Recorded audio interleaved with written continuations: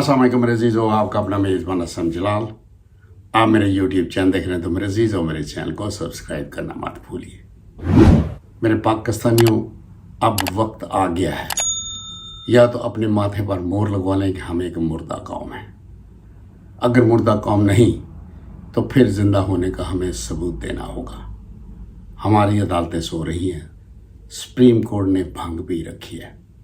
फौजी हजरात और जर्नल जिन्होंने कुरान पर हाथ रख कर कहा था कि हम पाकिस्तान के आइन की पासदारी करेंगे, वो भी सो रहे हैं मेरे अजीज़ों।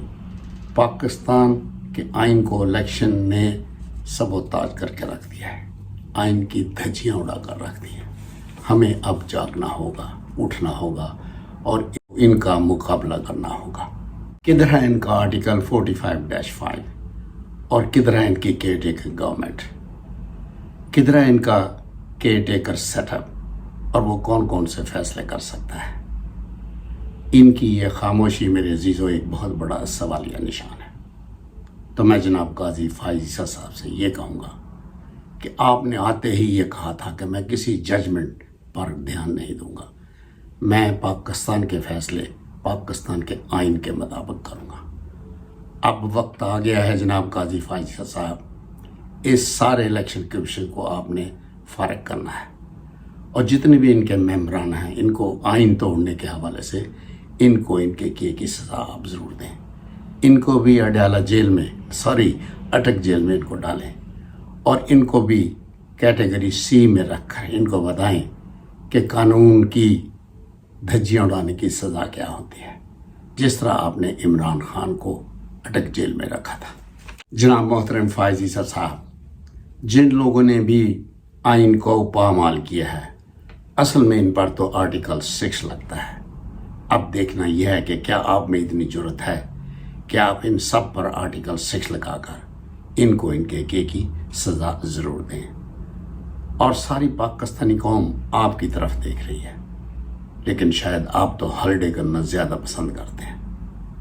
वापस आइए और इस पर अमल दरामद कीजिए। अगर आप इस पर अमल दरामद नहीं करवा सकते तो अपने ओहदे से इस्तीफा दीजिए और जाइए लंदन जाकर नवाज शरीफ की तरह एक बगैरती की ज़िंदगी बसर कीजिए। छोड़िए इतना बड़ा ये ओहदा जो आपने संभाल रखा है। आइन के मुताबिक अगर आप काम कर सकते हैं तो इस सीट पर बैठे रहिए, वरना दफ़ा होजिए, दूर होजिए पाकिस्तान की आवाम की नज़रों से। उस वक्त से डरिए अगर हमारी पाकिस्तानी कौम तैश में आ गई तो फिर आपका जीना हराम कर देगी। अब भी वक्त है, आइन के मुताबिक फैसले कीजिए और इस शरीफ ख़ानदान को इसके की ज़रूर सज़ा दीजिए। आखिरकार तुम भी नवाज शरीफ की साजिश का एक हिस्सा हो, तुम्हें भी लंदन में फ्लैटों से नवाजा गया है। अब भी वक्त है, पाकिस्तानी कौम को सच सच बोल दीजिए और जितने भी इस साजिश में मुलव्वस हैं उनको उनके किए की सज़ा जरूर दीजिए। लेकिन मैं जानता हूं कि आप ऐसा कभी नहीं कर सकते, क्योंकि आपको भी इसी नवाज शरीफ ने लंदन में फ्लैटों से नवाजा हुआ है। तुम्हारा ज़मीर भी मर चुका है, जिसे कोई नहीं जगा सकता। सवाए चंद मिलियन डॉलर आपको और दिए जाएं, शायद आपका ज़मीर जाग जाए। आप बहुत अच्छी तरह जानते हैं कि कादियानों का दफा करना एक कुफ्र है, जिसका मुर्तकिब ये आपका साथी नवाज शरीफ है। आपको याद होगा कि इसने कादियानियों के कानून में तरमीम करने की कोशिश की थी, लेकिन ज़फ़रुल्लाह जमाली ने इसको अपोज किया था पार्लियामेंट में बैठे हुए, और उसने नून लीग से हमेशा के लिए रिज़ाइन कर दिया था। लेकिन वहाँ मौलाना फजल रहमान डीजल भी बैठा हुआ था। मजाल है इसने एक लफ्ज़ भी कहा हो। अगर आप भुट्टो का केस 50 साल बाद खोल सकते हैं तो इस केस को भी खोलिए, अगर आप में इतनी जुर्रत है, हिम्मत है। लेकिन मैं जानता हूं कि आप भी इसी नवाज शरीफ के साथी हैं और इस साजिश में आप 100% मुलव्वस हैं। काजी फाइज ईसा साहब, आपकी खामोशी से यह ज़ाहिर होता है कि आप भी इस साजिश का हिस्सा हैं। آپ کی بھی پالیسی یہی ہے کہ مال بناؤ اور یہاں سے لے کر لندن فرار ہو جاؤ اور وہاں جا کر انویسٹمنٹ کر دو. لیکن اب ہماری پاکستانی قوم آپ کی تمام حرکتوں سے واقف ہو چکی ہے. اب بھی وقت ہے کہ آپ یو ٹرن لے لیجئے اور پاکستان کے آئین کے مطابق فیصلے لیجئے.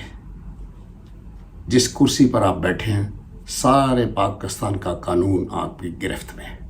آپ کا ایک اشارہ اس نواز شریف کو تختہ دار پر پہنچا سکتا ہے، کیونکہ یہ ملک کا بہت بڑا غدار ہے. یہی نہیں، سارا کا سارا خاندان پاکستان کے آئین کا جواب دہ ہے، جنہوں نے ہر وقت پاکستان کے آئین سے کھلواڑ کیا ہے. جب چاہا قانون بدل دیا، جب چاہا قانون توڑ دیا. اس کے ذمہ دار کا حساب آپ ہیں. اب بھی وقت ہے، ہماری پاکستانی قوم آپ کی تمام حرکتوں سے اچھی طرح واقف ہو چکی ہے. لیکن میں جانتا ہوں آپ کو سوائے ڈالرز کے کوئی چیز آپ کو کنورٹ نہیں کر سکتی. آپ اس قدر لالچی شخص ہیں کہ اپنا ایمان بھی ان ڈالروں کی وجہ سے بیچ دیا ہے. آپ کا ضمیر مر چکا ہے. آپ کے ضمیر کو سوائے یہ ڈالرز کے علاوہ اور دنیا کی کوئی طاقت نہیں جگا سکتی. چلو بہتر ہے، اگر آپ کو یہی منظور ہے، اگر آپ کو آئندہ آنے والی زندگی میں ذیل و خوار ہو کر ہی مرنا ہے تو یہ چوائس آپ کی اپنی ہے. تو میرے پاکستانی بہنوں اور بھائیوں، اگر آپ نے یہ ثابت کرنا ہے کہ آپ محب الوطن ہیں، آپ کا ضمیر مرا ہوا نہیں ہے، تو ان تمام چوروں ڈاکوؤں کا آپ نے احتساب کرنا ہے. ان کو ایسے نہیں جانے دینا. تو میرے عزیزوں، میرے ہموطنوں، اس کے ساتھ میں آپ کی دعاؤں سے آپ سے اجازت چاہوں گا اور اگلے ویلاگ تک اجازت دیجیے. عمران خان زندہ باد، پاکستان پائندہ باد. Thank you.